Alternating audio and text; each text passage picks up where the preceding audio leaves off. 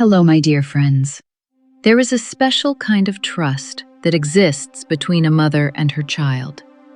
It is a trust that says, "My world is your world. My future is your future." We give freely from the depths of our souls, never imagining that the hand we feed could one day push us away. This is a story about that trust, shattered. It's about the price tag my son eventually placed on a lifetime of love, and the ultimatum that left me standing on the street with nothing but the clothes on my back.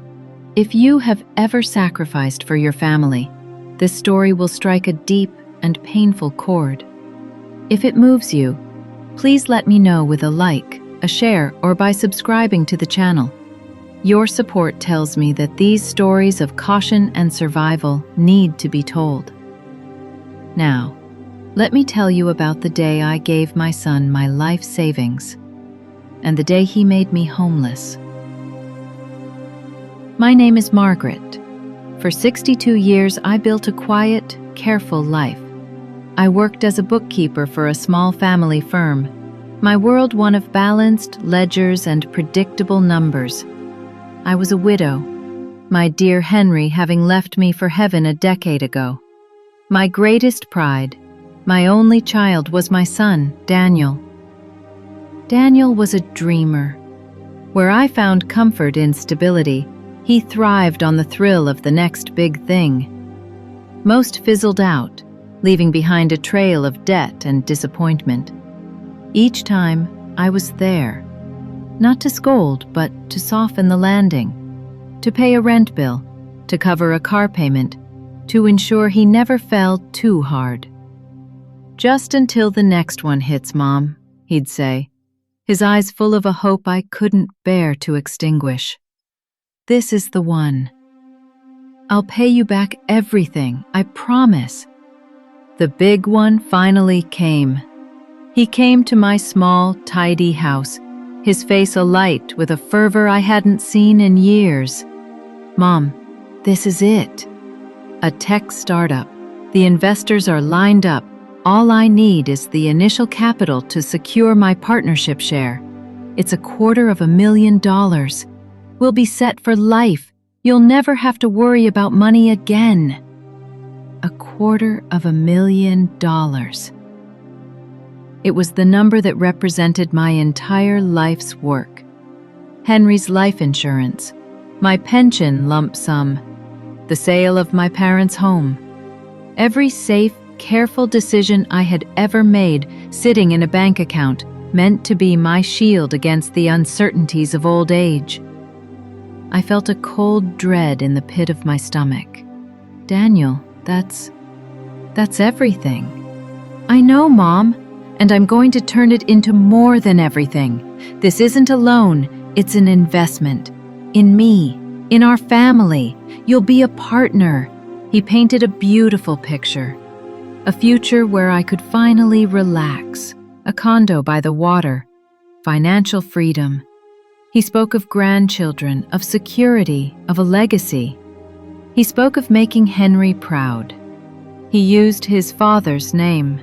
And my resolve, built over a lifetime of caution, crumbled. I went to the bank. I signed the papers. I watched a lifetime of security be transferred into his ambitious, reckless hands. For 6 months, everything was golden. Daniel was busy, important. He bought a beautiful, large house. "It's for all of us, Mom," he'd said. "There's a gorgeous guest suite for you. You can sell this old place and be done with it." I didn't sell. A tiny, stubborn voice, the ghost of my bookkeeper's instinct, told me to keep my anchor. But I spent more and more time at his new house, babysitting my grandson Leo, who was the light of my life. I felt like the future he promised was just within reach. Then the cracks appeared. Daniel became stressed, short-tempered. The investors were having second thoughts. The market was shifting. The excuses started to sound familiar. The end came on a rainy Thursday. I was at his house watching Leo. Daniel came home early, his face a thundercloud. He dismissed the nanny and turned to me. "Mom, we need to talk. It's about your investment." My heart sank. "What about it, Daniel?" "It's gone." The word was so simple, so final. It sucked all the air out of the room. "Gone?" I whispered. "What do you mean, gone?" "The startup failed. The funding fell through. The money, it's gone. All of it." I staggered back, gripping the kitchen counter for support. The room swam before my eyes. "All of it? Daniel, that was my life." "I know," he shouted, his frustration exploding. "Do you think I wanted this to happen? It was a risk. You knew it was a risk." I had known no such thing. He had sold me a dream of security, not a high-stakes gamble. I started to cry. Great, heaving sobs of panic and loss. What am I going to do? I have nothing left. My pension is gone. I have my Social Security, that's all. And then he delivered the second blow, the one that truly broke me. "Look, Mom," he said, his voice dropping into a cold, businesslike tone I didn't recognize. "This is the new reality. We have to adapt. My family is my priority now. This house, Leo's future, it's all on the line. I can't carry any extra weight." Extra weight. That's what I was. "So here's the situation," he continued, not meeting my eyes. "You have two choices. You can sign over the deed to your house to me. I'll take out a loan against the equity to keep us afloat. You can move into the guest suite here permanently, and we'll take care of you." It was a takeover. He wasn't asking for a loan. He was demanding my last remaining asset. "And my second choice?" I asked, my voice a thin thread of sound. His gaze was icy, devoid of any semblance of the boy I raised. "If you don't sign the house over, then you're on your own. Don't ask me for another dime. Don't ask to see Leo. You made your choice to be selfish, and you can live with the consequences." An ultimatum. My home or my family? The cruelty of it was so absolute, so calculated. It felt like a physical blow. I looked at my son. I saw a stranger, a businessman conducting a hostile takeover of his mother's life. I didn't scream. I didn't beg. A strange, cold calm settled over me. "I choose to be on my own," I said, my voice steady, though my entire body was trembling. He blinked, shocked. He never thought I'd call his bluff. "Fine," he spat. "Then get out, now." He didn't let me say goodbye to Leo. He didn't let me gather my things from his house, my favorite sweater, the book I was reading, the photos of Henry I kept in the guest room drawer. He escorted me to the door, just another piece of clutter to be removed. I walked out into the rain. I had my purse, my keys, and the clothes on my back. I was 62 years old, and I was homeless. The days that followed were a blur of sheer survival. I slept in my old car, parked in different lots each night. I showered at a community center. I lived on canned food and the kindness of a few stunned friends who let me do laundry at their homes. The shame was a constant, suffocating blanket. But deep within me, the bookkeeper, the survivor, began to stir. I still had my house. It was small, it was old, but it was mine, free and clear. It was my fortress. I went to the bank. I took out a reverse mortgage, a decision I had always feared, but now saw as my only lifeline. It gave me a small, steady income. I got a job as a cashier at a local grocery store. The work was hard on my body, but it was honest. It gave me back a shred of my dignity. I never called Daniel.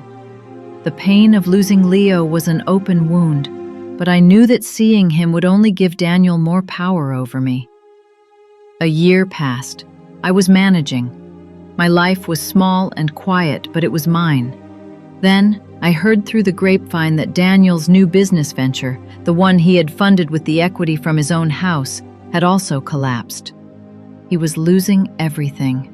As water that I was covered, he looked tired, defeated. The golden boy was tarnished. "Mom," he said, his voice soft, pleading. "I was wrong. I'm so sorry. I was under so much pressure. Can you ever forgive me? Can I and Leo come stay with you for a little while? Just until we get back on our feet?" I looked at him, standing on my porch, asking for the very shelter he had denied me. I felt a profound sadness but no anger. The anger had burned away, leaving only the cold ash of truth. I thought of the ultimatum he had given me. My home or my family. Now the tables were turned. "Daniel," I said, my voice quiet but firm, "you have two choices." A flicker of hope lit in his eyes. He thought I was offering him my version of his deal. "You can admit to Leo and to yourself what you did. You can tell him the truth about why his grandmother disappeared from his life. You can start to make amends, truly and honestly. That is a long and difficult road, but if you choose it, you will always have a mother." His face fell. "And the second choice?" I looked at him, "My son, my greatest heartbreak. If you cannot do that, then you are on your own. Don't ask me for another dime. Don't ask for shelter.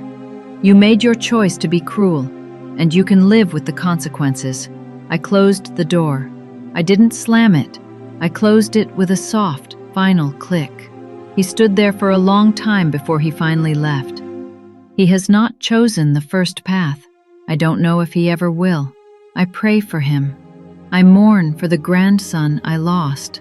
But I will not sacrifice my hard-won peace, my fragile safety, for a son who only sees me as a financial solution. I am not homeless anymore. I have my home. I have my sanity. And I have the painful, liberating knowledge that my worth is not defined by what I can give, but by who I am. And I am a survivor. This story is one of the hardest lessons a parent can learn. If it resonated with you, if it made you think about the boundaries of love and sacrifice, please let me know. Your like, your subscription, your share, it's more than support. It's a lifeline for others who may be facing the same painful choices. It tells them they are not alone. Thank you for listening. Protect your peace, my dears. And remember, your home is not just a house. It is your sanctuary. Until next time.